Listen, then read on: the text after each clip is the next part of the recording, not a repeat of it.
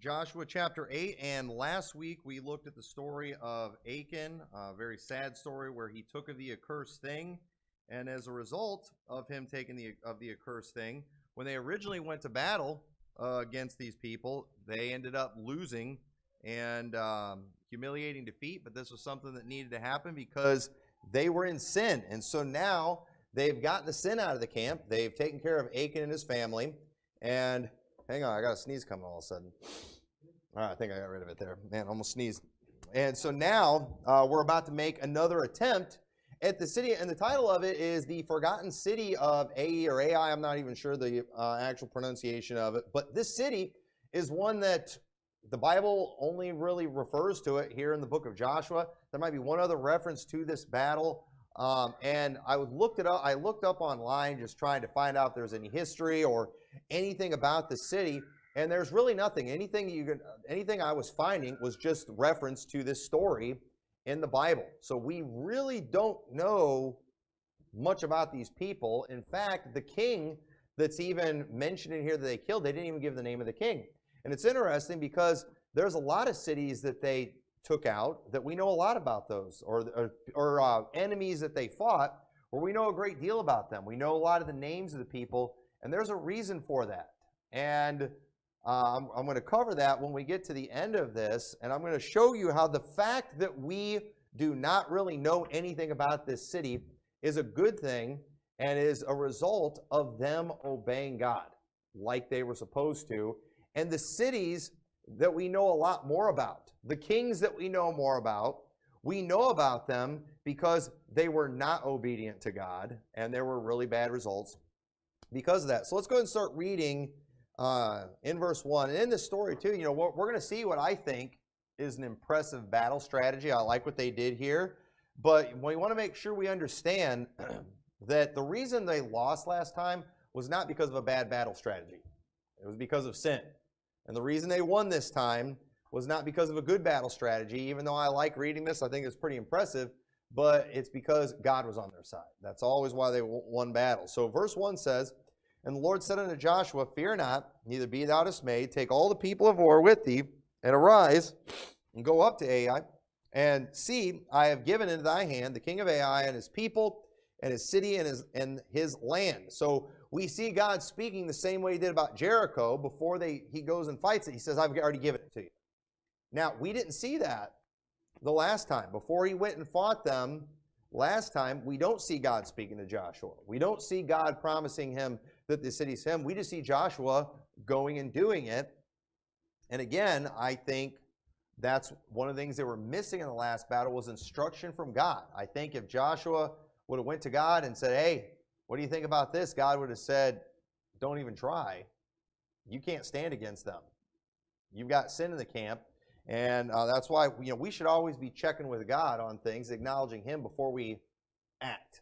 We don't need to, otherwise, I'd rather find out before I get myself in trouble that I've got a problem. So verse 2 says, "And thou shalt do to Ai and her king as thou didst unto Jericho and her king, only the spoil thereof and the cattle thereof shall ye take for a prey unto yourselves. Lay thee in ambush for the city behind it." So remember, the first city, that was God's.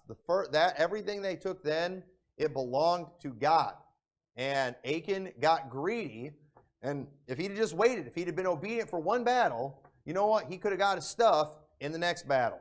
Now, God's gotten what he wanted. Now he's like, "All right, you go take them. This time it's yours."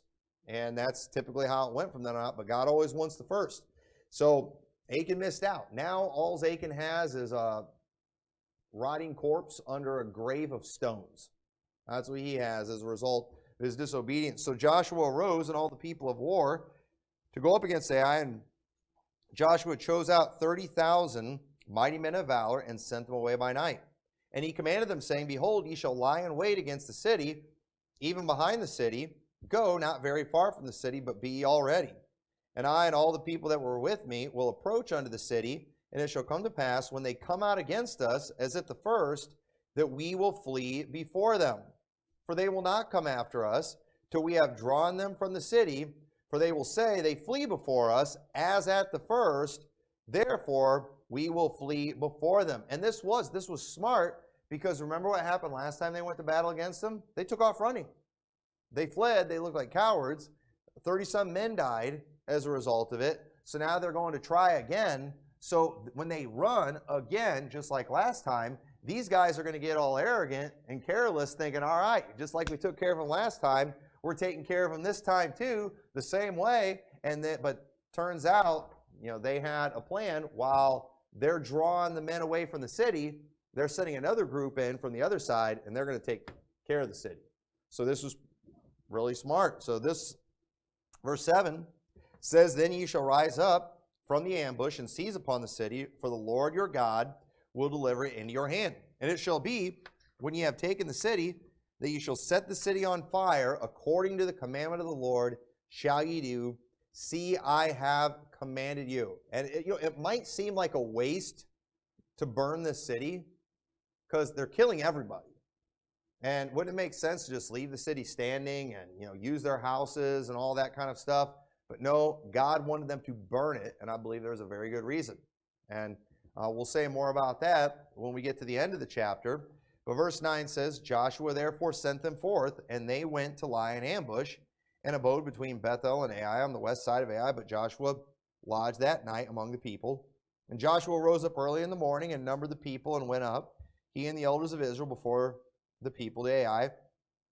And all the people, even the people of war that were with him, went up and drew nigh and came before the city and pitched on the north side of Ai. Now there was a valley between them and Ai. And he took about 5,000 men and set them to lie in ambush between Bethel and Ai on the west side of the city. And when they had set the people, even all the host that was on the north of the city, and their liers in wait on the west of the city, Joshua went that night into the midst of the valley. Now, why did he do that there? They're going down in the low part, so those guys would think they had it made because they had the high ground, and that's an automatic win. Some of you get that reference. That was very carnal, but I couldn't resist. But anyway, and if you didn't get it, that's just because you're more spiritual than the rest of us. But anyway, and Joshua and all Israel made as if they were beaten before them and fled by the way of the wilderness. And all the people that were in Ai were called together to pursue after them. And they pursued after Joshua and were drawn away from the city. And there was not a man left in Ai or Bethel. And they went not out after Israel. And they left the city open and pursued after Israel.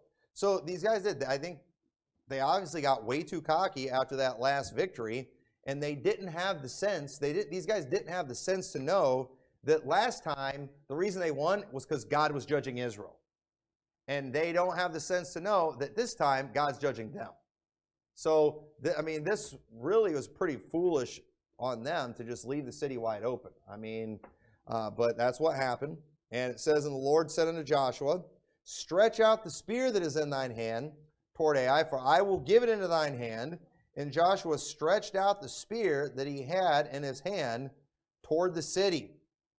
Now picture Joshua standing there with a stretched out spear while the fighting is going on. I thought about, to illustrate, having one of the men come stand and hold that music stand out the whole time. Just see, that would get hard after a while, holding a spear out like that.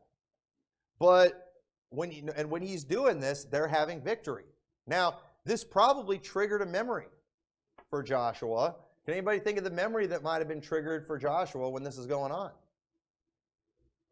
Aaron and Hur, right? Yes, in in Exodus chapter 17, we won't have to turn there, but in Exodus chapter 17, verse 8, they had that battle going on, and there Moses lifted up his hands, but then the Bible says his hands became heavy, he got tired after holding up for a while, and Aaron and Hur had to hold his arms up. And while he was doing that, Joshua was fighting the battle. And I can just picture it in my head, Joshua, who was leading that battle when Moses was up there. They're out there, they could see Moses standing there, and while his arms are up in the air, they're fighting, they're prevailing, but then they go down, and all of a sudden they're losing the battle. And, and Joshua is seeing that, and he's seeing his guys, getting beat as the hands go down, but then he saw how Aaron and Hur lifted his hands up, and then they got the victory again.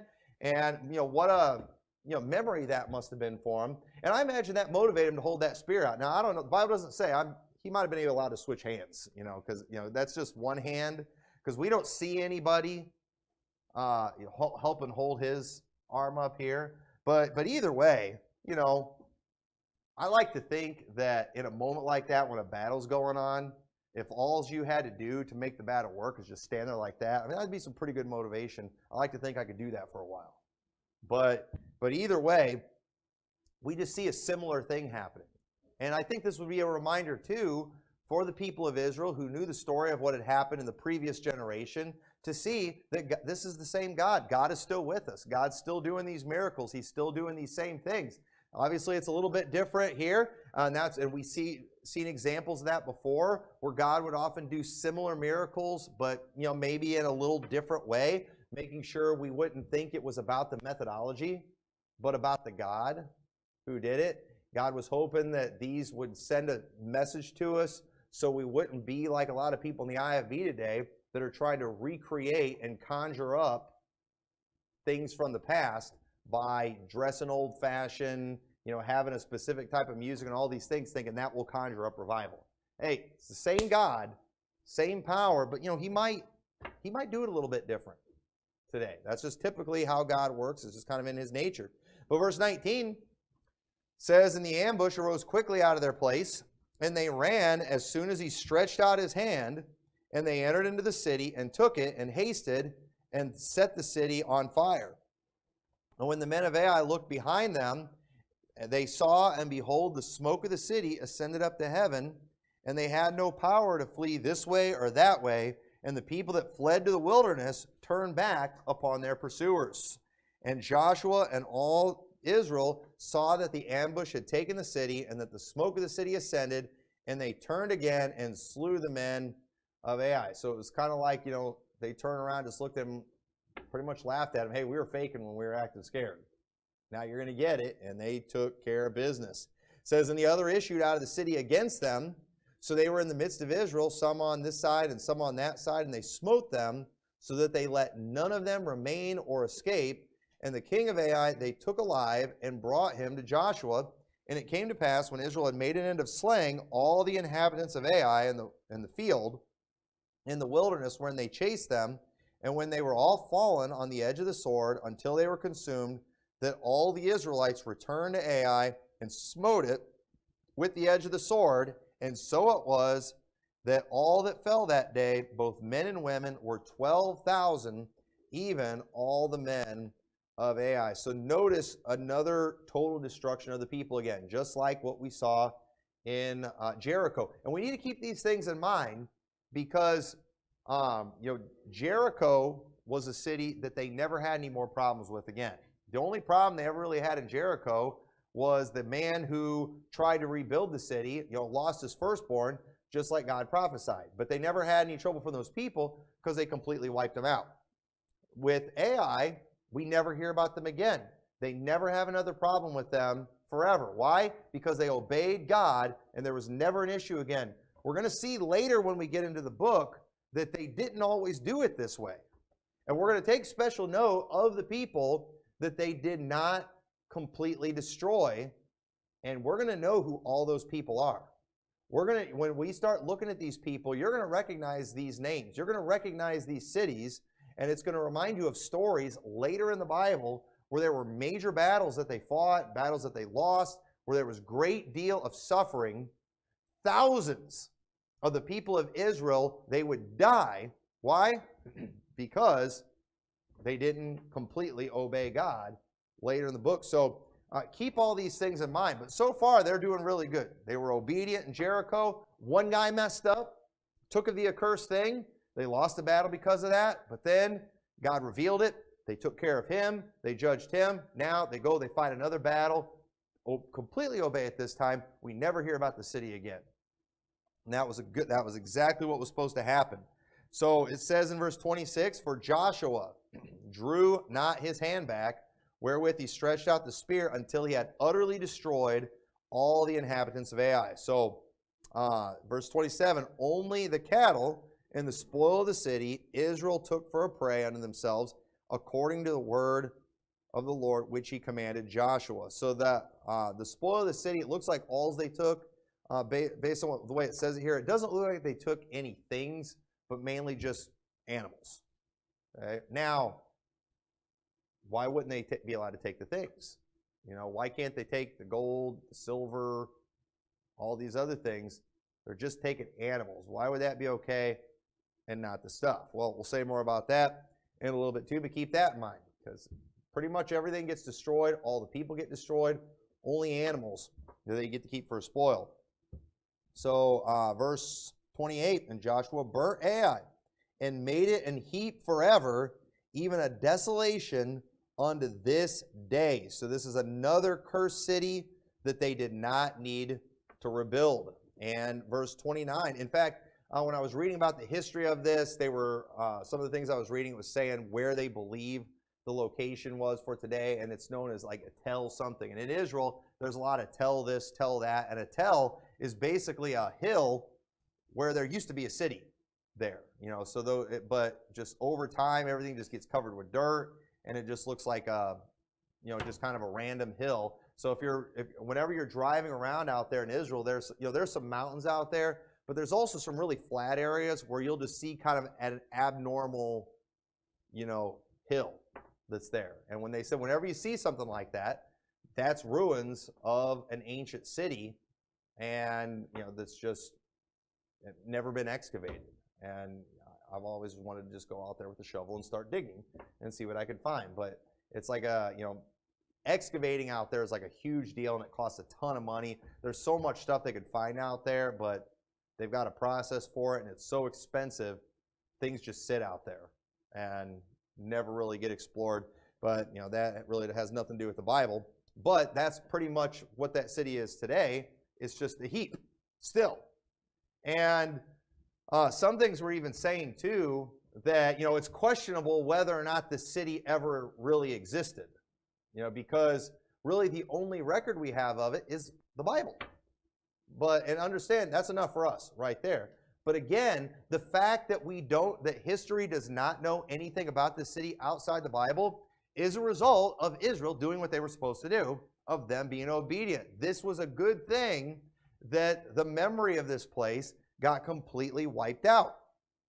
And so in verse 29, it says, and the king of Ai, he hanged on a tree until eventide, and as soon as the sun was down, Joshua commanded that they should take his carcass down from the tree and cast it at the entering of the gate of the city, and raise thereon a great heap of stones that remaineth unto this day. So the city, it just kind of became like a ghost town that would be a reminder to all the other enemies of God that might come along that, hey, this is what's coming for you.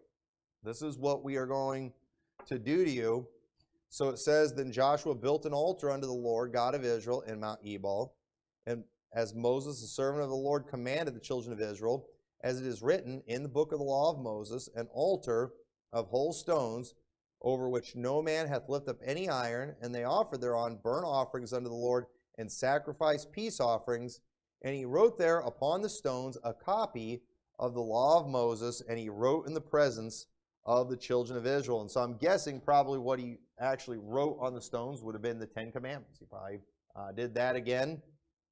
And it says, and all Israel and their elders and officers and their judges stood on this side, the ark, and on that side before the priests, the Levites, which bear the ark of the covenant of the Lord, as well as the stranger, as he that was born among them, half of them over against Mount Gerizim, and half of them over against Mount Ebal, as Moses, the servant of the Lord, had commanded before, that they should bless the people of Israel. And afterward he read all the words of the law, the blessings and cursings, according to all that is written in the book of the law. There was not a word of all that Moses commanded, which Joshua read not before all the congregation of Israel, with the women and the little ones and the strangers that were conversant among them. So right now, and it's important we understand this too. I mean, this is very significant when Joshua gets up and literally reads the entire law to them. I don't know how long this would have taken, but he gets up in front of the entire congregation, and out loud, he reads the entire law. It wasn't like it is today where they could, give out copies to everybody. This wasn't something everybody had. You couldn't look it up on the internet and all the things that we can do today, But this was something that they did, and he did. He got up there, and out loud, he's reading this law. You know why? He's doing this because this was the law of the land. This was something they were all going to be required to follow as a people. If they didn't like it, they could go cross over Jordan and they could go back to Egypt, or they could go join up with the Canaanites only to get defeated by them later on. This was the law. They had no choice. This was not America. This was not a democracy. This wasn't something where they were going to get to vote on laws and pick what they wanted and have amendments and change these things. No, this was the law of God. And so when Joshua got up there and he read it, understand they were doing this as a nation.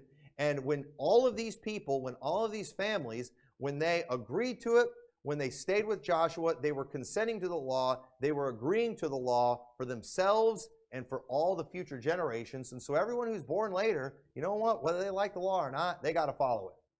Whether they like it or not, this is what they've got to do. And if they don't like it, they can be cut off from among the people. And so this was a very big deal, what we're seeing going on here that day, because this is Joshua as the leader of this nation, publicly reminding everyone what the law of the land was so nobody can plead ignorance. Well, I didn't know we weren't supposed to blaspheme. I didn't know we weren't supposed to do whatever. No, they knew. You do these things, you die. They were accountable. And even today, we do things, our nation does things in a less effective way, and we're all kind of held to these things. For example, every year the IRS, they put out like new tax codes and or the state puts out new laws for driving and all those things. Now, you know what? All they have to do whenever they put out a new law is, they'll put it in like the newspaper, they'll publish it in certain places, websites or whatever. And did you know we're all accountable to it, whether we see it or not? And a lot of times things that we were able to do last year, we're not able to do this year. And then even if we don't know, if we get busted, we can get in trouble for it. That stinks. But it's kind of, I guess it's our responsibility to pay attention to what our leaders are doing. You say, why are our leaders doing such bad things these days? Because none of us are paying attention to what they're doing. And I think they want it that way. But Joshua didn't do it that way. Joshua made sure everybody knew. And a lot of times if it is something significant, really important, they'll do something to get it, kind of get the word out there. And I think they should do that. But that's what he's doing here, because nobody was going to be able to plead ignorance. So, and let's take a look at something that Joshua would have read that day. After they utterly destroyed these people, 12,000 people in this city, after they utterly destroyed them, killed every one of them, they would have read this. In Deuteronomy 20, verse 15, it says, "Thus shalt thou do unto all the cities which are very far off from thee, which are not of the cities of these nations. But of the cities of these people, which the Lord thy God doth give thee for an inheritance, thou shalt save alive nothing that breatheth.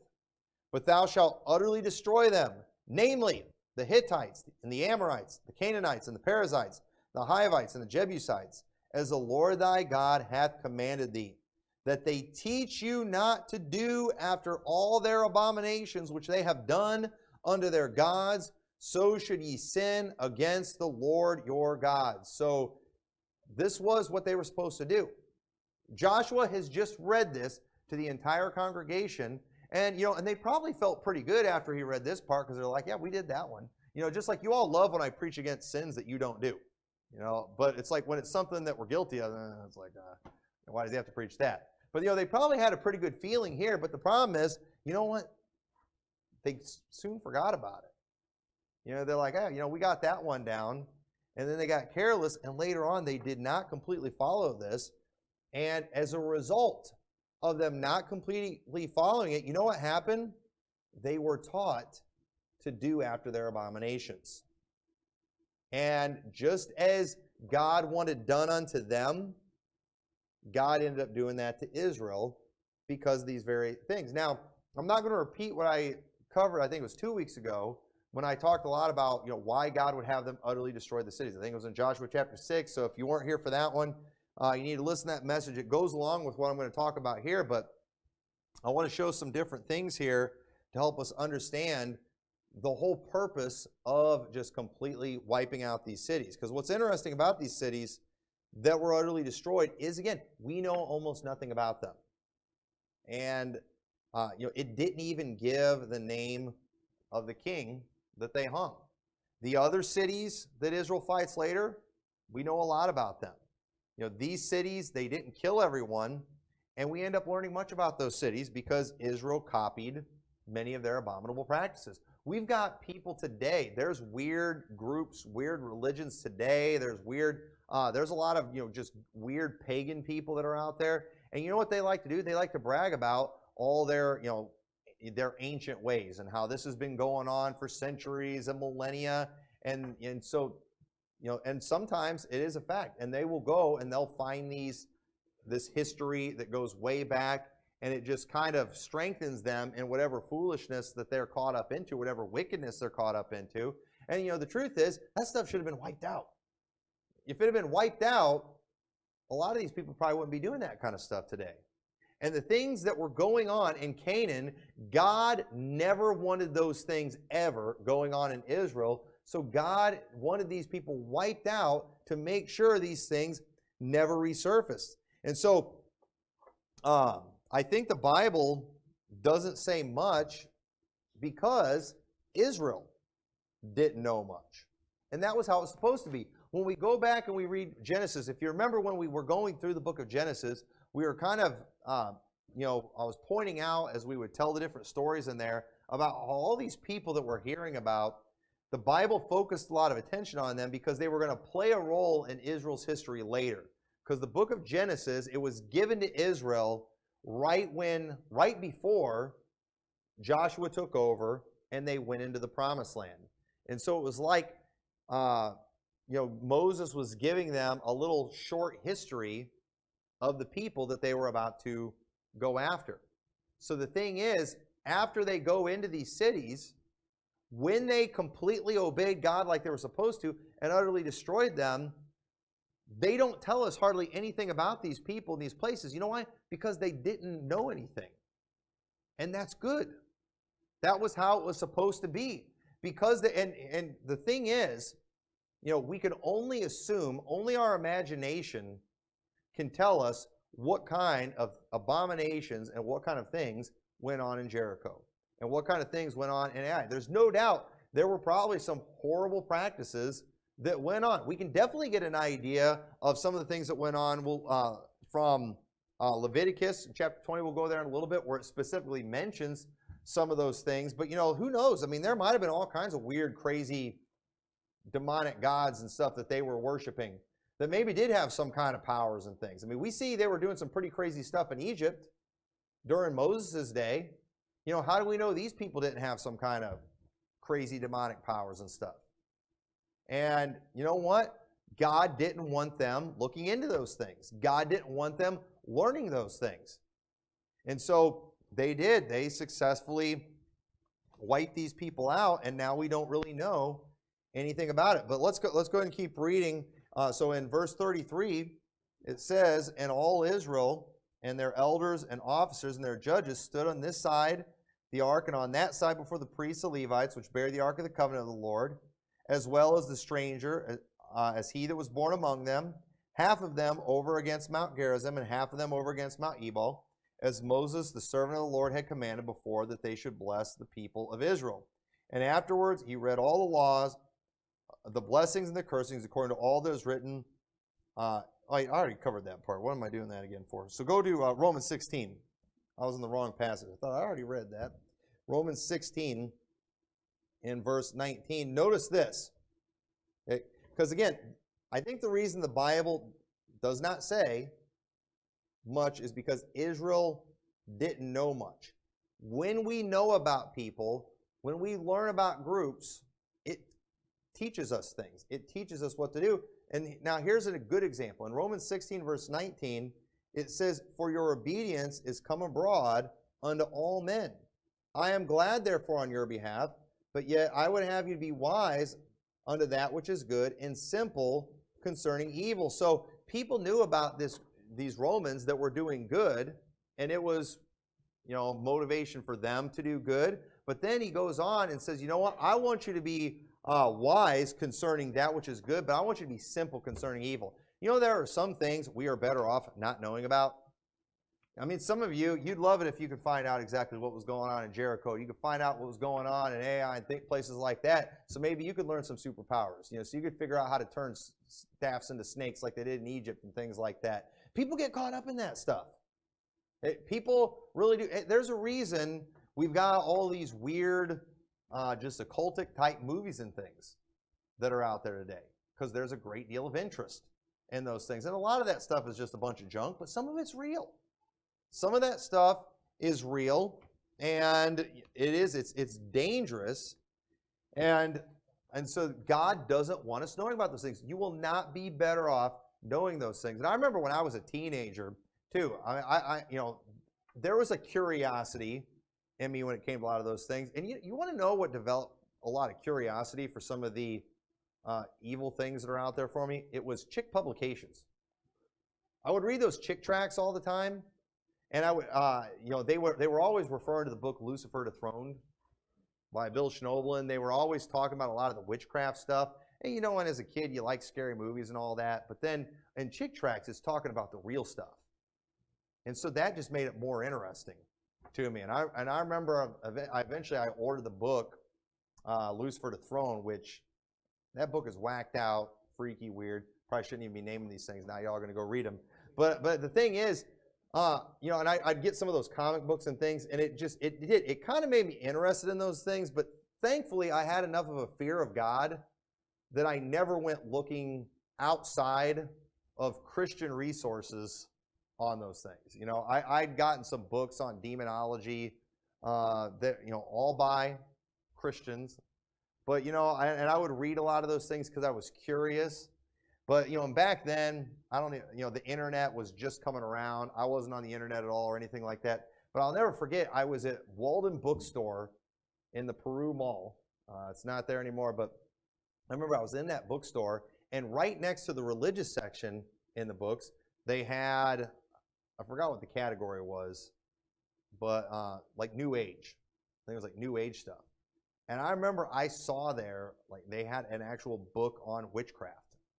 And it just freaked me out so bad. But because I remember too just thinking, they're literally selling books on witchcraft here, which just, it blew my mind that they did. There were several different books on witchcraft. And I remember too, as a teenager, looking at that and just, a part of me was a little curious because, you wonder about these things. But thankfully, again, I had enough fear of God. I never cracked one of those things open. I never did. But every time I'd go in that bookstore, it was right next to the religious section. I would always kind of see that. I would kind of wonder. And let me tell you, it's real easy for us to get curious about the wickedness that's out there, especially young people. Okay? I've lived long enough now that, frankly, I'm just not as curious about some things anymore. I've learned through experience, there's things I just rather not know. And, today, as a 40-year-old, I would not be near as tempted. In fact, at least back then, too, I would have had to go and actually buy it. I would have been embarrassed. Now I can go on the internet, I can find out whatever I want, and nobody would know. But, I'm not curious, but folks, you better watch it with your kids, because it's real easy for young people to get curious about these things. But folks, these things will mess you up. It will mess you up learning these things. I was just telling somebody the other day, after I was talking to, I was telling some horror stories I heard at youth conferences and things growing up, and I won't tell those stories from the pulpit because they were probably baloney, but let me tell you, they scared me to death. They used to scare us to death with that stuff. And I think that I'm kind of glad they did, because that's probably one of the reasons I never cracked open one of those books, even though there was a part of me that was curious. But I say all that to say that, we have got to do whatever we can do, and it's hard in this world where information is so readily available to maintain our innocence on these things and to not look at these things. Knowledge of these things will mess you up. Okay, did Adam and Eve get better off when they received the knowledge of good and evil, or did they plunge the whole human race into death and destruction? Folks, nobody gets better off learning evil. That is a lie of the devil. You want to know probably why we get curious about those things? I think we inherited it from Eve. That's what I think. And we've got to have enough faith, enough wisdom to say, no, I don't want to know about these things. I want to be ignorant concerning these things. And But I think probably one of the most disgusting things that we see Israel do in their history is sacrifice their children to Molech, which the Bible does not describe exactly what that was like. You'll hear it referred to passing through the fire and things like that. The Bible does not give us a clear description of what they did, but you know what? History does tell us a little bit about Molech. You know why? Because they never wiped those people out completely. And according to the things I've read, what they would do is they had that statue, I can't remember the description of it exactly, but it had its arms out, and they would build a fire into that thing, and it would heat it up, and they would put the children in the arms of that statue and just burn their kids to death. Folks, I can't imagine anything more horrific and barbaric, and God's people did that.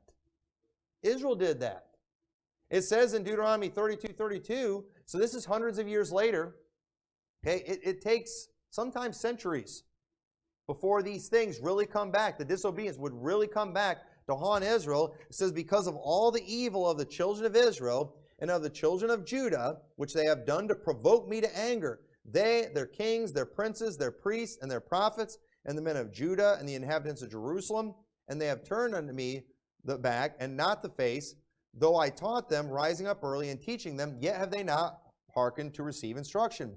But they set their abominations in the house, which is called by my name, to defile it, and they built the high places of Baal, which are in the valley of the son of Hinnom, to cause their sons and their daughters to pass through the fire unto Moloch, which I commanded them not, neither came it into my mind that they should do this abomination to cause Judah to sin. God said, that never even came into my mind, do something like that. But you know what? They did it.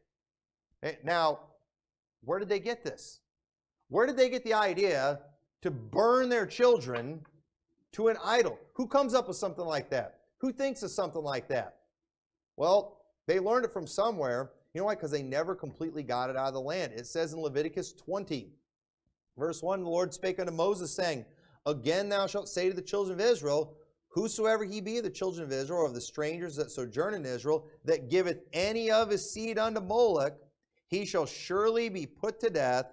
The people of the land shall stone him with stones, and I will set my face against that man, and will cut him off amongst the people, because he hath given of a seed unto Moloch to defile my sanctuary and to profane my holy name. And if the people of the land do in any ways hide their eyes from the man when he giveth of his seed unto Moloch, and kill him not, then I will set my face against that man and against his family, and will cut him off, and all that go a-whoring after him, to commit whoredom with Molech from among their people.